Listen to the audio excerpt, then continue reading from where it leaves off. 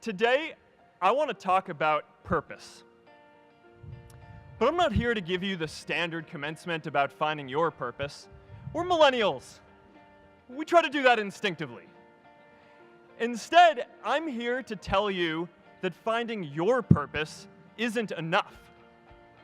The challenge for our generation is to create a world where everyone has a sense of purpose.